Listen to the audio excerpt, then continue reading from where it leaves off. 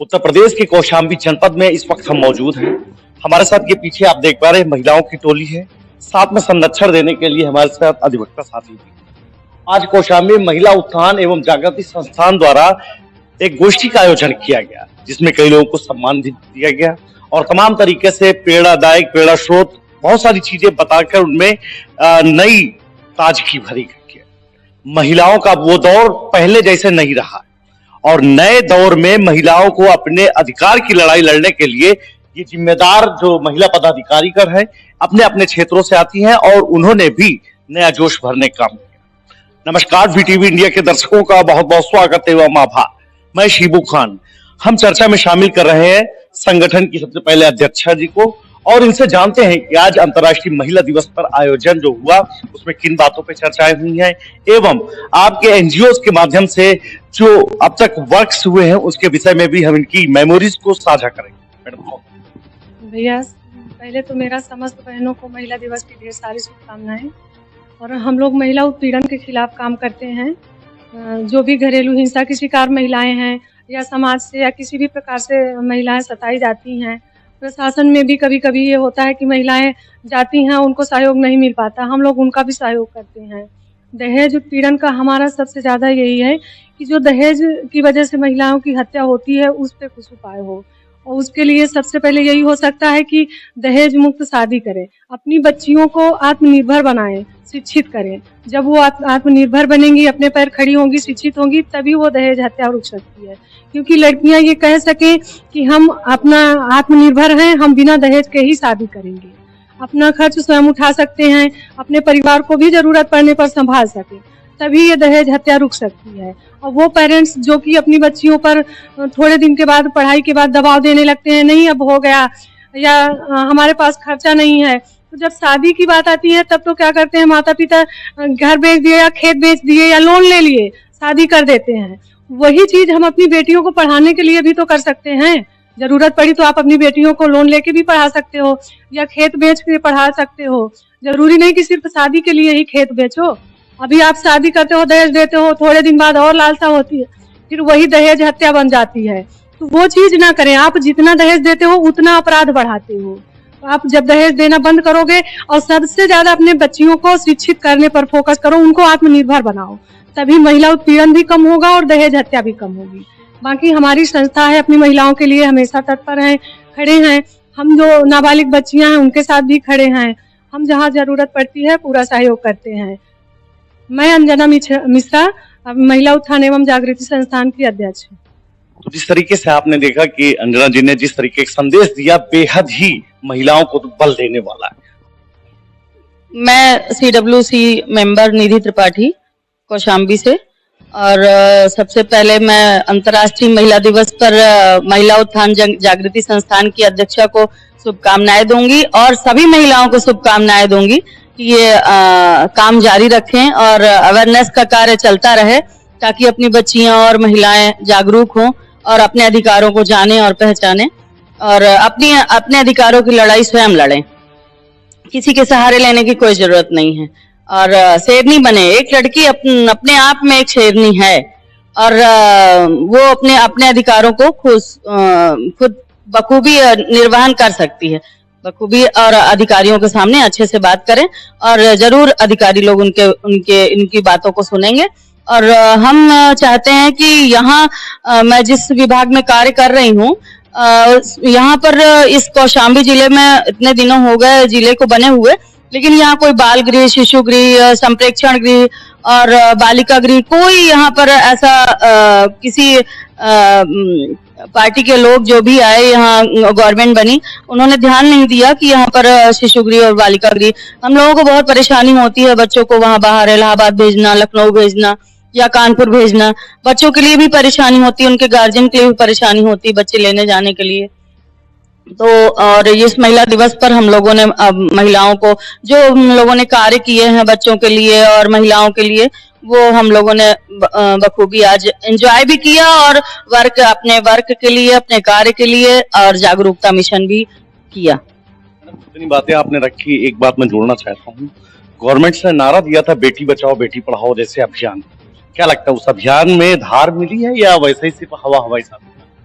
बेटी बचाओ और बेटी पढ़ाओ, मुझे तो नहीं लगता कि बेटी बचाओ और बेटी पढ़ाओ पर बेटियों को ही तो दबा दिया जाता है, इनकी आवाज को दबा दिया जाता है, बेटियां फेंक दी जाती हैं। बेटियों को पढ़ाने के लिए अगर गवर्नमेंट का ये नारा रहा कि बेटी बचाओ बेटी पढ़ाओ, तो उनके लिए निःशुल्क शिक्षा दें और निःशुल्क जो है जो बस का किराया है उसको निःशुल्क करें। जो बच्चियां पढ़ने जाती हैं निःशुल्क, अगर उनकी फीस हो जाए तो बच्चियां पढ़ेंगी नहीं आगे। और सबसे ज्यादा एजुकेशन में पैसा खर्च होता है माँ बाप का, इसलिए बच्चियों को आगे पढ़ाते नहीं, क्योंकि उनकी शादी करने में भी पैसे लगते हैं। इसलिए मैं कहूंगी कि वो जो सुमंगला योजना है वो सारी योजनाएं बंद करके उनको या तो इकट्ठा पैसे दिए जाएं या उन योजनाओं को बंद करके हम कहते हैं उनकी फीस माफ की जाए बच्चों को, और ऐसे विद्यालय खोले जाएं जहां बच्चियों को निःशुल्क शिक्षा मिले। जैसा कि आपने देखा कि चुनाव उत्तर प्रदेश में चल रहे हैं, 7 चरण फाइनल हुआ। हर तरीके से राजनीतिक दल तमाम तरीके की मुफ्त की राजनीति देती रही है, लेकिन महिलाओं की इस बात से एक चीज तो ये समझ में आई, सिर्फ महज वोट पाने के लिए जो राजनीतिक दल राजनीति पे अपनी बात रखते हैं, मुफ्त की बात बताते हैं, अगर ये जमीनी स्तर पर महिलाओं को सशक्तिकरण से या यूं कहें शिक्षा का बजट बढ़ा दिया जाए तो शायद इसका बेनिफिट ज्यादा मिलेगा।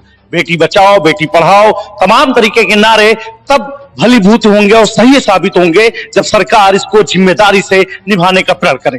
हमारे साथ अन्य और भी यहाँ पे अधिकारी वर्ग से भी लोग जुड़े हुए हैं, हम इनसे भी चर्चा करेंगे और जानेंगे आज के हालात, आज के परिदृश्य में महिलाएं कैसे जी रही। मैं अनिसुन्निसा, महिला परामर्श केंद्र काउंसलर। आज महिला दिवस के उपलक्ष्य में हम अपनी अध्यक्षा और अपनी सहभागी निधि त्रिपाठी जी को बहुत बहुत धन्यवाद देते हैं जिन्होंने हमें यहाँ पर बुलाया, और हमें यहाँ बहुत अच्छा लगा महिलाओं की बातें सुनकर के, महिलाओं की समस्याओं को जान करके पता चला कि जमीनी स्तर पर महिलाएं कितनी परेशान हैं। बहुत महिलाओं ने अपनी अपनी व्यथा को बताया, हमने उनको बताया और जागरूक किया कि सब लोग अपने अपने अधिकारों को जाने, अपने अधिकारों जो जितनी भी योजनाएं चल रही हैं, अगर वो योजनाएं आपको जमीनी स्तर पर नहीं मिल पा रही हैं तो उन पर शिकायत करो, और नहीं मिलती है तो कुछ भी कर सकते हो आप, उच्च अधिकारियों के पदाधिकारियों के पास में जाकर के कंप्लेंट करिए। क्या जानना चाह रहे थे आप हमसे? नहीं, बस ये आज के परिदृश्य में, आज के माहौल में महिलाओं के नाम पे तमाम तरीके की चीजें हो रही कि महिलाएं जो आज की डेट में बढ़ रही हैं उसमें इनको बढ़ने के लिए ऐसी क्या चीज करना चाहिए, जैसे अवेयरनेस चलाना चाहिए, उससे जुड़ना चाहिए, इस पे क्या आप चीज कहना चाहेंगे संदेश? सर्वप्रथम जैसे बताया हमारी बहन ने कि शिक्षा पर जोर देना चाहिए। अगर हमें हमारे यहाँ की महिलाएं और हमारा मुख्यतः हमारा क्षेत्र ही इतना एजुकेशन में पिछड़ा हुआ है, जमीनी स्तर पे कोई शिक्षा उनको मुख्य रूप से मिल ही नहीं पाती है। सिर्फ डिग्री प्राप्त करना ही एक शिक्षा नहीं है, अगर उन्हें अच्छी क्वालिटी की शिक्षा मिलती है और वो भी निःशुल्क मिलती है तो बहुत बेहतर होगा और वो अपने अधिकारों को पहुंचेंगी। हालांकि हमारे यहाँ की बहुत बदतर स्थिति है महिलाओं की, चाहे वो किसी भी वर्ग या समाज की हो, महिलाएं बहुत ज्यादा परेशान हैं और वो अपने अधिकारों को प्राप्त नहीं कर पा रही हैं, घर में ही घुट घुट करके जी रही हैं। यहाँ की स्थिति हम अच्छी तरह भली भांति जान रहे हैं, स्थिति बहुत गड़बड़ है। आधी आबादी यानी महिलाओं के नाम से जो राजनीति होती है या तमाम चीजें होती हैं, लेकिन जमीनी स्तर पे महिलाओं की स्थिति किसी से छुपी नहीं है। हमारे साथ अन्य संगठन की सदस्य भी जुड़ रही हैं, हम इनसे भी चर्चा करेंगे और जानेंगे वर्तमान में महिलाओं की दशा और नई सरकार जब बनेगी उससे ये लोग क्या अपेक्षाएं। मैं रेखा गुप्ता, महिला मोर्चा की सदस्य, मैं महिला संस्थान समिति की अध्यक्ष अंजना जी का धन्यवाद करती हूँ। उन्होंने महिलाओं के लिए एक अच्छी पहल की है, तो आने वाली सरकार में महिलाओं की स्थिति तो अच्छी होगी, अभी भी अच्छी हो गई है। जो पहले सरकार थी उससे तो अब की जो महिलाएं हैं वो बहुत ही अच्छी उनकी स्थिति हो गई, वो अपने अधिकारों के लिए लड़ सकती हैं।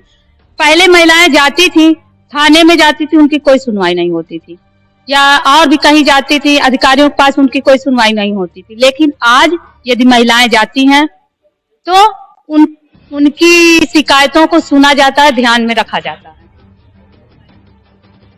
तो जिस तरीके से आपने देखा और सुना कि लोग के क्या बयान और वक्तव्य सामने आए हैं, इसी कड़ी में जोड़ रहे महिला पत्रकार, जो चुनिंदा पत्रकारों में से जनपद कौशाम्बी में महिलाओं का ज्यादा पत्रकारिता में रुझान नहीं समझ में आया, लेकिन ये हमारे साथ जुड़ रहे प्रियंका यादव जो राष्ट्रीय पत्रकार महासंघ की जिला अध्यक्ष भी हैं और जानी मानी तेज तर्रार पत्रकार हैं। हम इनसे भी जानते हैं कि आज के हालात पे नारी नारी सशक्तिकरण, महिलाओं के साथ क्या दुर्व्यवहार दुर्दशा हो रही है और ये लोग कैसी उम्मीद रखते हैं कि महिलाओं को ऐसे आना चाहिए तब उनका उत्थान हो सकता है।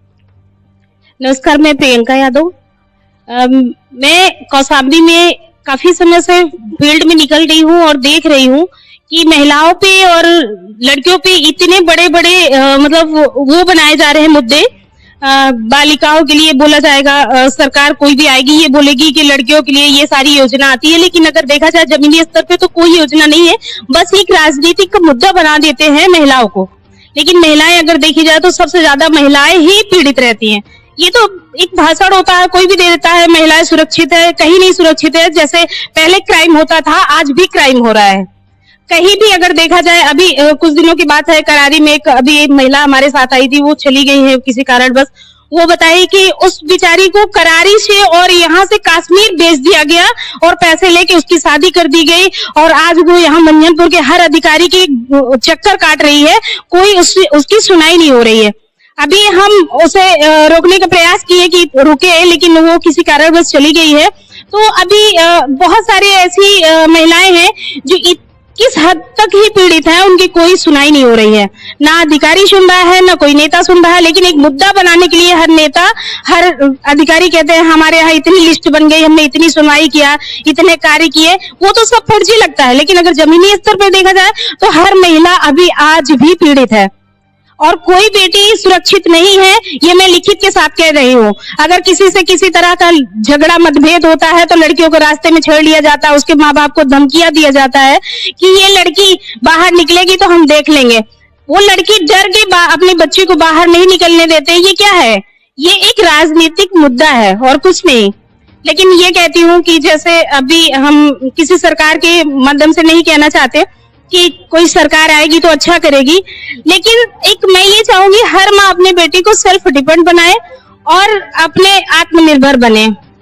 Thank you. तो जिस तरीके से आपने देखा और सुना इन लोगों की बातें, जो महिला सशक्तिकरण के लिए आमतौर से तमाम चीजों पे अपनी बात रखी, राय रखी, लेकिन जो मकसद ये था जब तक जागरूकता नहीं होगी तब तक शायद ही कोई आत्मनिर्भर भी बन सकता है। तो जैसे संगठन की महिला अध्यक्ष जी है, इनका भी यही नारा है कि पहले जागरूक बनिए, अवेयरनेस बड़ी चीज है। तो आज महिला दिवस के इस अवसर पर आप लोगों ने क्या प्रण लिया है, महिलाओं के लिए क्या नई रणनीति बनाई है?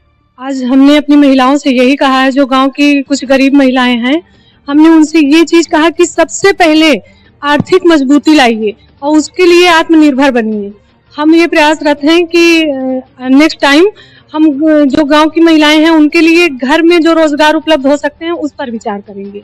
हमने कुछ जो गांव की महिलाएं हैं निःशुल्क सिलाई प्रशिक्षण भी देते हैं और उनको सिलाई के लिए एनजीओ के जरिए उपलब्ध भी कराते हैं, ताकि उनकी आर्थिक स्थिति बने तो वो अपराध के खिलाफ लड़ सके। क्योंकि अगर वो कहीं भी कोर्ट जाओगे, कचहरी जाओगे, तो आपके पास जब किराया होगा या कोर्ट का खर्चा होगा तभी आपके साथ न्याय होगा, और आपके पास वो चीज नहीं है तो आप नहीं कर पाओगे। उसके लिए हम एनजीओ के जरिए जो गांव की अनपढ़ महिलाएं हैं या जो पढ़ी लिखी, उनके लिए भी रोजगार के लिए व्यवस्थित कर रहे हैं कि उनको घर में जब मसाले की पैकिंग है, अगरबत्ती का है या और भी बहुत सिलाई प्रशिक्षण है, इनके जरिए उनको आत्मनिर्भर बना सके। जी। तो विश्व महिला दिवस, अंतर्राष्ट्रीय महिला दिवस के नाम से आज समूचा देश महिला दिवस मना रहा है। महिला दिवस में तमाम तरह के कार्यक्रम आयोजित होते हैं, लेकिन महिला दिवस बीतते ही फिर से वही आए दिन अपराध, तमाम तरीके के वारदात महिलाओं के साथ सामने आते हैं। देश की सरकार हो या प्रदेश की सरकार, इन मामलों पे गंभीरता से तमाम तरीके से मॉनिटरिंग करते हुए महिलाओं को सशक्त बनाए, महिलाओं को आत्मनिर्भर बनाने के लिए रोजगार मुहैया कराए। वैसे रोजगार तो सभी को जरूरत है, लेकिन सरकार को चाहिए महिलाओं को विशेष दर्जा, विशेष आरक्षण देकर उनको सशक्तिकरण के अभियान से मुख्य धारा से जोड़ा जाए। वीटीवी इंडिया एक बार फिर से आप सभी को अंतर्राष्ट्रीय महिला दिवस की हार्दिक शुभकामनाएं देता है।